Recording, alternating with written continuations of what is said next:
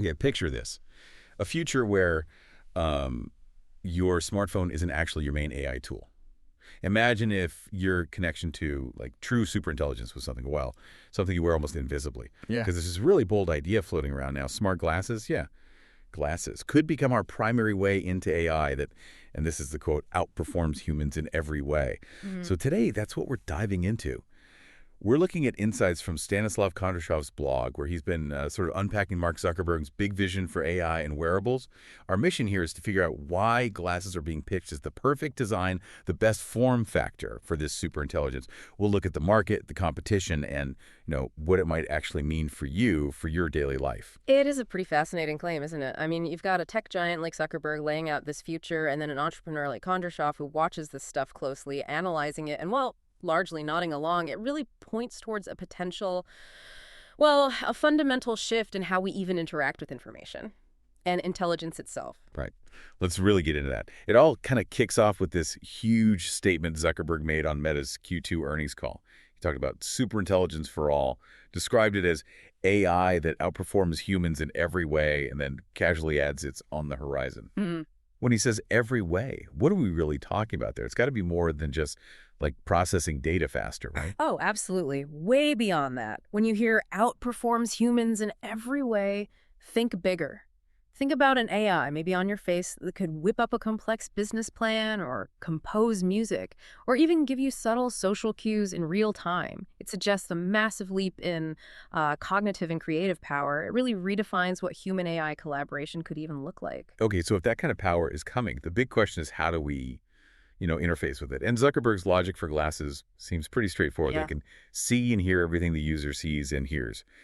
That sounds like the ultimate seamless integration, almost invisible tech. Exactly. That's the core of it. It's about making the AI interaction feel completely natural, completely unobtrusive, part of your everyday perception. He used this analogy, didn't he? He said, I wear contacts. If I didn't have vision correction, I would feel at a cognitive disadvantage. Yeah, I remember that. It's interesting because it frames this AI integration not just as neat tech, but as a new kind of cognitive advantage. Like needing glasses to see clearly makes AI feel almost essential, an extension of our senses. Of course, that opens up a whole can of worms about data and privacy. We'll probably circle back to that. But it's not just Zuckerberg pushing this. Stanislav Kondrashov, the entrepreneur we mentioned, he's looking at this and basically saying, yeah, I see it too. Right. Kondrashov's take really backs this up. He talks about smart glasses becoming a revolutionary product. Yeah. Why? Because, as he puts it, they blend convenience of use, constant availability, and natural integration into just living your life. Yeah. It's about making the digital layer less clunky, letting the AI understand your context, what you're seeing, what you're hearing constantly.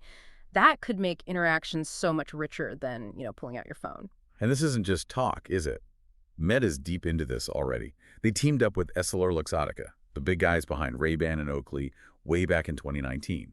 That led to the first Ray-Ban smart glasses in 2021, and now they've locked in that partnership for the next decade.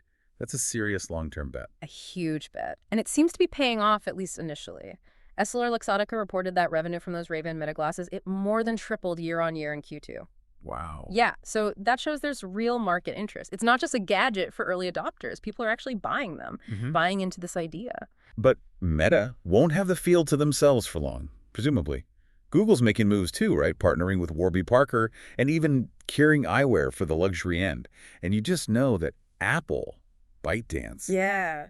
they've got to be looking hard at this wearable space. Oh, for sure. The whole industry seems convinced that the next big leap for AI needs a different kind of device. Look at OpenAI. They reportedly poured, something like 650 billion rubles into that startup with Jony Ive, the ex-Apple designer. Right, the super secretive one? Exactly. And the goal is supposedly the ideal AI gadget, which is explicitly unlikely to be another smartphone. It tells you something when multiple big players are all thinking beyond the phone for advanced AI. It feels like that shift from desktop to mobile, but maybe even more profound. So bring this back to the listener. What does all this mean for, regular people or maybe entrepreneurs? Kondrashov highlights new opportunities opening up.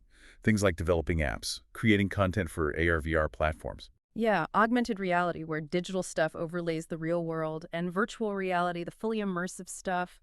Precisely. And the impact could be much wider.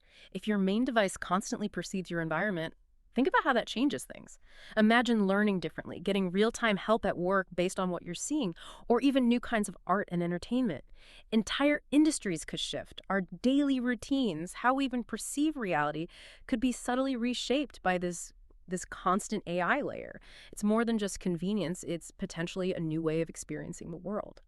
So, summing it up then, we've got this really compelling case being made that smart glasses are lining up to be the main way we interact with truly powerful AI, because they see what we see, hear what we hear. They can just seamlessly weave AI into the fabric of our lives. It's a pretty mind-bending future to consider. Exciting, maybe a little unnerving too. Definitely unnerving elements there, and it leaves you with this thought, doesn't it? If these glasses offer a genuine cognitive advantage, enhancing how we see and process the world, what happens next? What new ways of experiencing things, connecting with people, or maybe disconnecting from raw reality might emerge?